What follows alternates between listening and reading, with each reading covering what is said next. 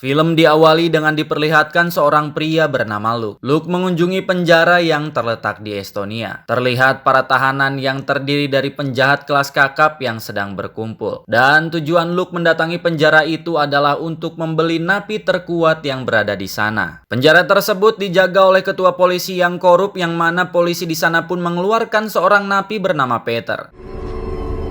Mereka dengan sengaja mengadu para napi tersebut untuk saling baku hantam demi menentukan napi terkuat di antara mereka. Aksi baku hantam itu pun tersambung secara langsung dengan sebuah studio film. Di dalamnya terdapat banyak monitor yang menyala untuk menyeleksi napi terkuat di seluruh dunia. Orang yang ada di balik semua ini adalah Ian Breckell. Ia adalah seorang sutradara sekaligus miliarder yang sangat berambisi untuk membuat sebuah film action yang bisa ditonton secara live dan mampu menyaingi film-film Hollywood. Film tersebut akan diperankan oleh 10 orang napi terkuat yang sudah diseleksi dan akan dikirim ke sebuah pulau terpencil yang tak berpenghuni. Di pulau tersebutlah mereka akan bertarung dan membunuh satu sama lain. Bagi satu orang napi yang mampu bertahan hidup sampai akhir film, maka dialah pemenangnya. Breckell pun mengatakan kalau dia menginginkan napi tersebut dan menyuruh Luke untuk membeli Peter.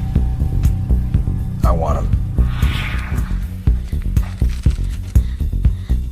Dia pun menemui Golby, teman sekaligus kameramen di proyek filmnya kali ini. Golby pun melaporkan kepada Breckell bahwa dia telah selesai memasang kamera di setiap penjuru pulau. Kemudian terlihat Julie yang merupakan kekasih Breckell yang selalu setia menemaninya. Dan Breckell pun diwawancarai oleh seorang reporter mengenai proyek film terbarunya tersebut. Reporter itu bernama Donna. Breckell mengatakan kalau filmnya hanya akan tayang di internet agar semua orang bisa menontonnya. Donna mengatakan kepada Breckell bahwa film yang ia buat adalah ilegal karena tidak seperti film pada umumnya. Dan ini lebih cocok disebut sebagai dokumenter pembunuhan. Breckell pun berdalih kalau yang ia lakukan justru akan memberi kesempatan hidup untuk para napi terpidana mati tersebut. It's immoral and illegal. No, Donna. These contestants were already dead, condemned. Di tengah wawancara tersebut, Breckell didatangi oleh 2 orang kru yang mengatakan kalau salah satu napi berkebangsaan Arab yang sudah ia seleksi tewas akibat suatu perkelahian di dalam penjara. Just lost one of our headliners. Kemudian kru lain pun mencari napi Arab pengganti yang berada di penjara Salvador. Ia bernama Hasim. Hasim kemudian dipaksa bertarung dengan napi lain bernama Jack, dan pertarungan tersebut dilihat langsung oleh Breckell. Terlihat Jack yang mampu mengalahkan Hasim dengan 2 pukulan saja. Breckell yang menyaksikan hal itu pun langsung tertarik dan menyuruh krunya untuk merekrut Jack sebagai pemain utama. Singkat cerita, 10 orang napi yang sudah diseleksi tersebut kemudian dikumpulkan. Sebelum berkumpul dengan yang lainnya, Breckell pun memberi Jack sebuah tawaran. Ia mengatakan kalau Jack berhasil membunuh peserta lainnya dalam waktu 30 jam, maka Jack akan terbebas dari hukuman mati dan mendapatkan hadiah uang yang sangat fantastis. I'll set you free with a pocket full of cash. Namun Jack tidak tertarik sama sekali dengan tawaran tersebut. Jack bahkan mengancam akan membunuh Breckell kalau ia bebas. We're fishing town, you probably heard of it. It's called Fuck Your Mama. Karena ancaman Jack tersebut, Breckell pun menyuruh Julie untuk memalsukan identitas Jack sebagai seorang teroris agar dia dibenci oleh penonton seluruh dunia. Women, children, blah, blah, blah. Do it right now. Get it to bed. Kemudian Breckell pun menemui para napi yang telah dikumpulkan. Ia mendekati Paco dan Rosa yang merupakan sepasang suami istri dari Meksiko. Lalu ia pun mengatakan bahwa mereka bisa bekerja sama untuk mengalahkan peserta lain. Namun di akhir keduanya tetap harus saling membunuh satu sama lain. Mendengar hal itu, Rosa pun mengamuk dan memaki Breckell. ¡Cabrón! ¡No hables a lo que no sabes! Tak lama kemudian Luke pun datang dan memberitahu tentang peraturan yang telah dibuat. Ia mengatakan kalau di kaki setiap peserta telah dipasangi gelang bom yang akan meledak jika dilepaskan dengan paksa. Dan para peserta pun wajib meledakkan gelang yang ada di kaki lawannya untuk memastikan kalau lawannya telah mereka lumpuhkan. Mendengar hal itu, para peserta pun marah namun tak bisa berbuat apa-apa.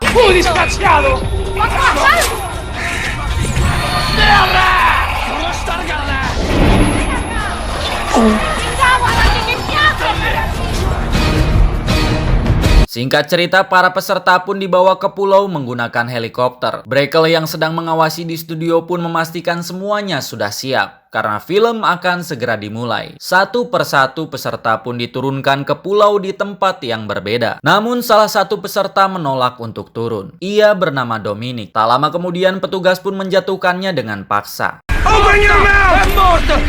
I said open your mouth!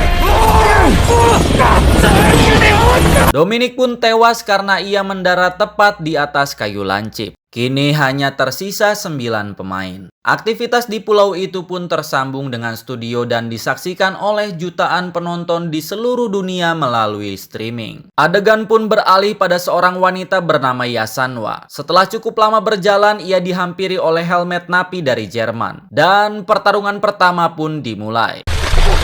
Bella, give me some music. All right, what do we got?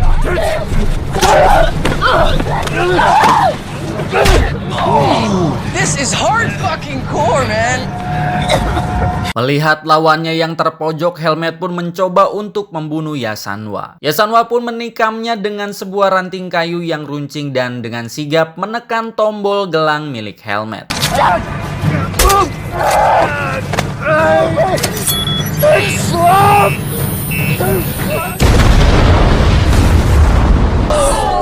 Terlihat Brackle dan kru yang bersorak menyaksikan karena film yang mereka buat semakin seru. Jumlah penonton pun melonjak naik 5 juta viewers. Scene pun berpindah diperlihatkan Jack yang kehilangan kunci borgolnya. Pada saat yang sama Jack pun melihat Paco yang sedang berlari ke arahnya. Paco pun sengaja membututinya dari belakang lalu Paco pun menyergapnya. Namun akhirnya Paco dengan mudah dikalahkan. Namun Paco malah menangis sejadi-jadinya. Paco pun berkata kalau dirinya tidak berniat untuk mengikuti Jack, akan tetapi dirinya sedang mencari Rosa, istrinya. Akhirnya Jack pun melepaskannya dan sebagai ucapan terima kasih Paco memberikan kunci borgolnya kepada Jack. Gringo, try this.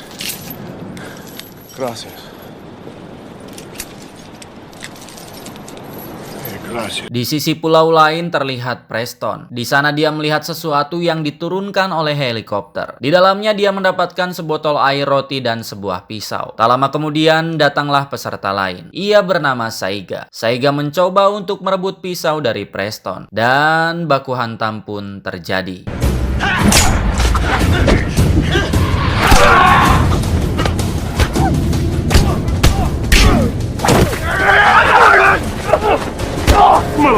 Terlihat Preston pun kewalahan menghadapi napi Jepang tersebut. Preston pun memutuskan untuk kabur. Saiga pun pergi memburunya namun dia kehilangan jejak. Tak lama kemudian Saiga pun bertemu dengan Starly yang merupakan napi dari Jerman. Starly pun menawarkan untuk bekerja sama kepada Saiga untuk menghabisi peserta lain. Mendengar hal itu Saiga pun langsung menyetujuinya. Di sisi lain Jack pun sedang menyusuri pulau untuk mencari jalan keluar. Kemudian Jack pun dihadang oleh Peter, napi dari Estonia. Jack mengatakan kalau dia tidak ingin bertarung. Namun Peter malah menghajarnya dan pertarungan antara keduanya pun tak terelakkan.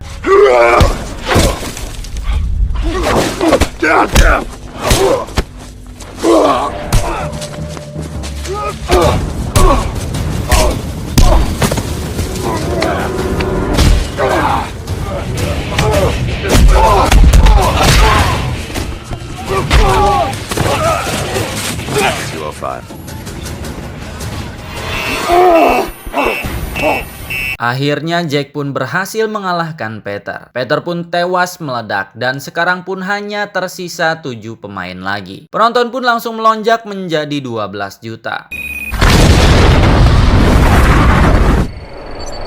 We just hit 12 million subscribers online. Siaran tersebut tidak hanya ditonton oleh masyarakat saja, FBI pun menonton siaran tersebut. Salah satu yang menontonnya adalah Brad Wilkins, yang merupakan agen FBI. Rekannya mengatakan bahwa nama asli Jack Cornard adalah Jack Riley, dan ia memiliki seorang istri bernama Sarah. Brad yang mendengar hal itu pun ingin menemui Sarah untuk mengetahui semua informasi tentang Jack. Singkat cerita, malam pun tiba. Sarah menemui Mike, temannya, dan menyaksikan siaran tersebut. Sarah pun terkejut mengetahui kalau Jack termasuk ke dalam salah satu pemainnya. Ia pun tidak percaya dengan apa yang dilihatnya dari data pemain bahwa Jack adalah seorang teroris. It's a lie. Kembali ke pulau, setelah lama mencari, Rosa akhirnya bertemu dengan Paco suaminya. Lalu pasangan itu pun saling melepas rindu. Tak lama kemudian pertemuan mereka dirusak karena kehadiran Sterling dan Saiga. Sterling pun menghajar Paco habis-habisan dan memborgolnya di sebuah pohon.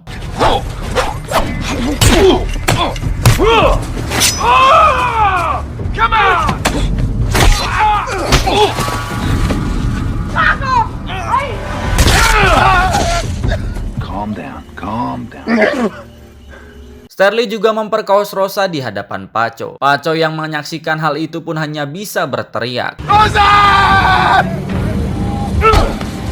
Suasana di studio pun hening sejenak, namun jumlah penonton naik menjadi 15 juta. Numbers. We're climbing. Around 15 mil. Julie yang tak tahan lagi menyaksikan kejadian tersebut, Julie pun meminta Brackle untuk menghentikan siaran tersebut. Brackle pun menolaknya mentah-mentah. Bahkan Goldie pun keluar dari ruangan karena tak tahan menyaksikan adegan tersebut. Kembali lagi ke pulau, Sterling pun membunuh Rosa dan meledakannya. Namun Paco yang sedang diborgol pun menghilang. Bitch. Don't worry about him. He won't get far.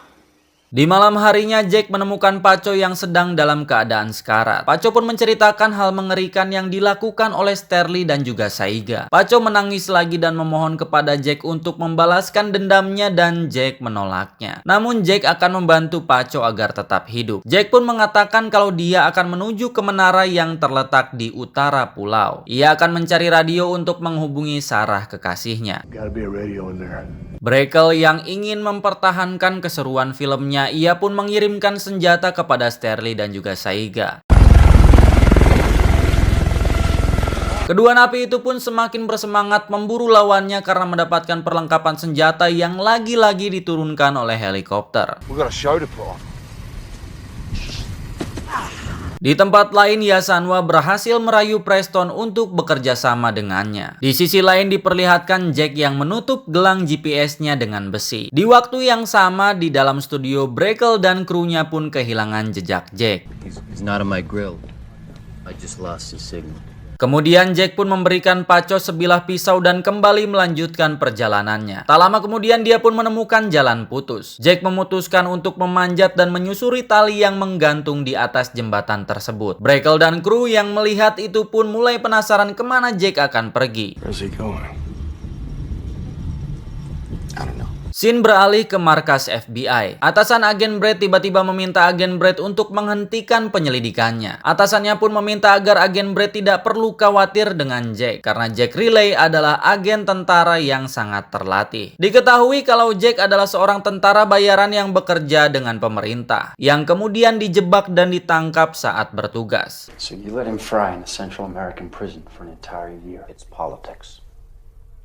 It's bullshit.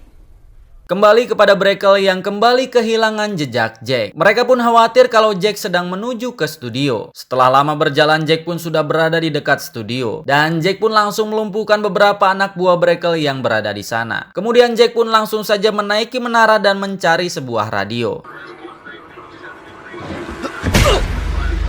Jack pun berhasil menemukan radio dan langsung menghubungi Sarah. Jack memberitahu Sarah kode berangkas uang yang disimpan di suatu tempat. Namun Sarah menolaknya dan mengatakan kalau dia sudah menghubungi FBI. Jack yang mendengar itu pun langsung memberitahu koordinat pulau tersebut kepada Sarah. I spoke to an FBI agent.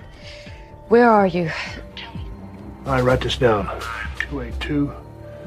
Longitude is... Jack! Setelah mengatakan koordinatnya, keberadaan Jack diketahui oleh Brackle. Kemudian Brackle pun menugaskan anak buahnya untuk memburu Jack. Namun Jack pun berhasil melarikan diri menuju ke tengah pulau.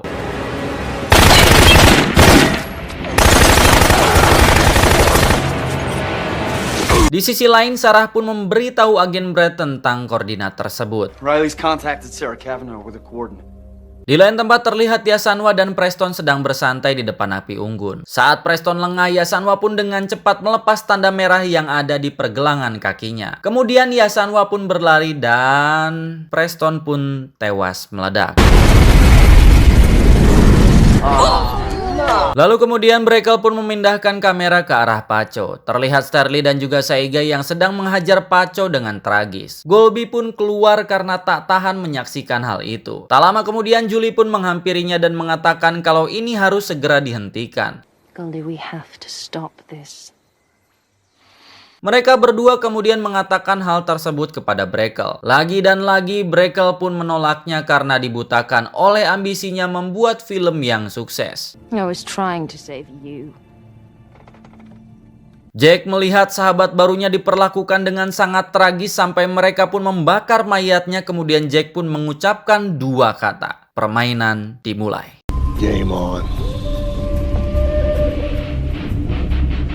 Keesokan harinya di studio, Brackle dan krunya pun terlihat sedang mengawasi Sterling dan juga Saiga. Kemudian mereka pun melihat Jack yang ada di sana. Jack pun melapisi lengannya dengan dua besi. Setelah itu Jack pun langsung menyerang Saiga.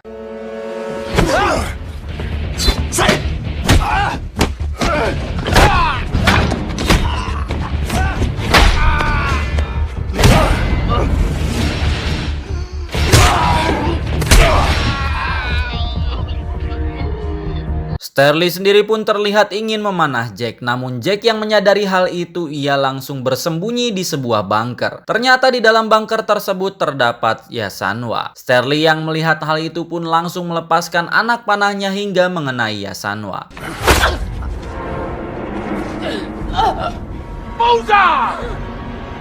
Saiga pun langsung melempar molotov ke dalam bunker tersebut. Yasanwa yang terlihat putus asa pun memilih untuk bunuh diri dengan melepaskan tanda merah di gelang kakinya. Jack yang melihat hal itu pun langsung masuk ke dalam lubang. Bunker itu pun meledak dan menewaskan Yasanwa.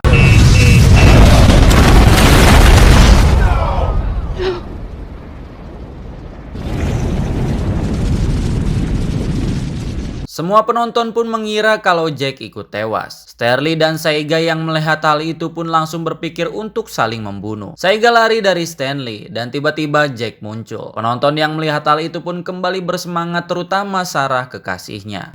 Hey, kid.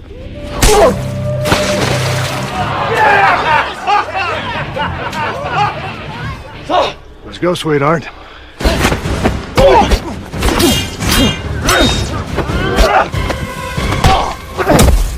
Tak lama Sterling pun muncul dan pertarungan 2 lawan 1 pun terjadi.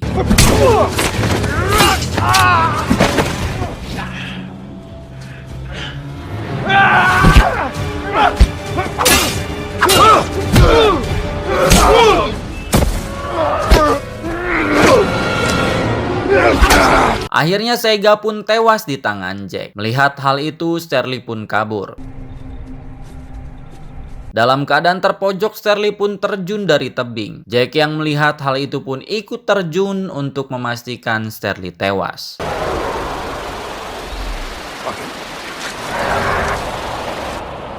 Para kru dan penonton pun tak bisa melihat Jack karena di dalam air terjun tersebut tidak ada kamera. Kemudian Jack pun mencari Sterling. Namun tiba-tiba helikopter datang dan menjatuhkan senjata di dekat Sterling. Golby pun merasa heran kenapa Brackle selalu membantu Sterling. Brackle pun menjawab kalau dari awal Sterling sudah memberikan pertunjukan yang bagus. Dalam keadaan yang terdesak, Jack pun mencoba kabur dari Sterling. Sterling pun langsung menembak bahu Jack dan membuatnya terjatuh ke dalam air.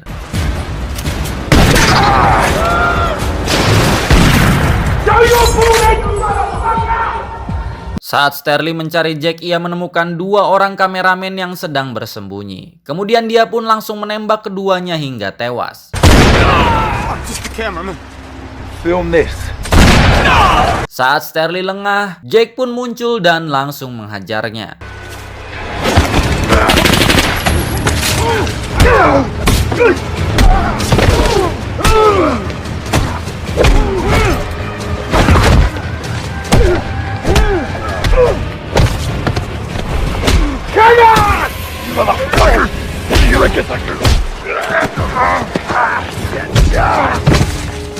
Sterling pun kembali meraih senjatanya lalu menembaki Jack secara brutal. Sterling dan para penonton pun berpikir bahwa kali ini Jack benar-benar tewas.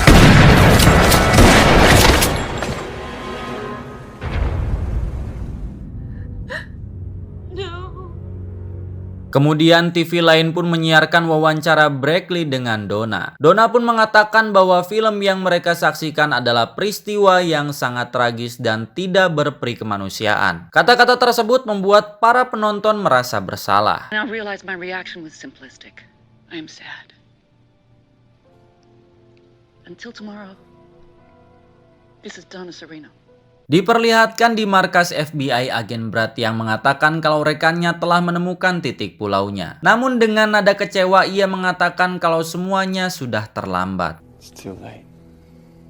Akhirnya rencana Brackle pun berhasil. Filmnya ditonton oleh lebih dari 40 juta penonton dari 161 negara. Luke pun mengatakan kepada Brackle kalau tentara Amerika sedang dalam perjalanan. Brackle yang mendengar hal itu pun langsung saja merencanakan pelariannya dari pulau tersebut. Brackle pun menahan semua krunya untuk tetap tinggal termasuk Julie kekasihnya. Golby pun mempertanyakan tentang sikap Brackle. Namun ketika Brackle merasa terpojok, ia pun langsung membunuh Golby si kameramen tersebut. Motherfucking piece of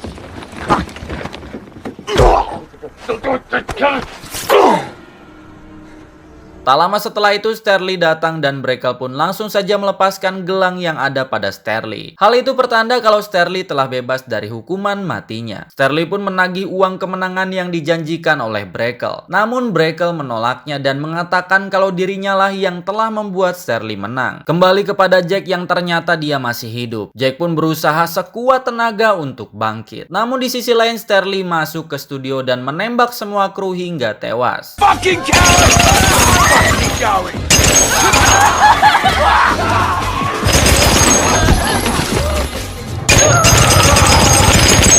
Sterling melakukan itu karena ia telah dikhianati oleh Brackle. Tak lama kemudian Jack pun datang, namun dia dihadang oleh Luke dan juga Brackle. Jack pun berhasil membunuh Luke. Fucking hillbilly.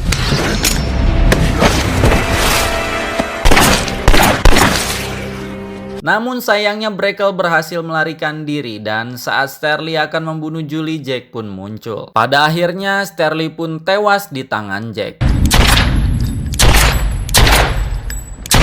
Kemudian dia bergegas mengejar Brackle dan menembaki helikopternya. Namun tembakan Jack meleset dan tak lama kemudian Julie datang dan memberikan gelang peledak kepada Jack. Hanya dalam hitungan detik Brackle tewas meledak.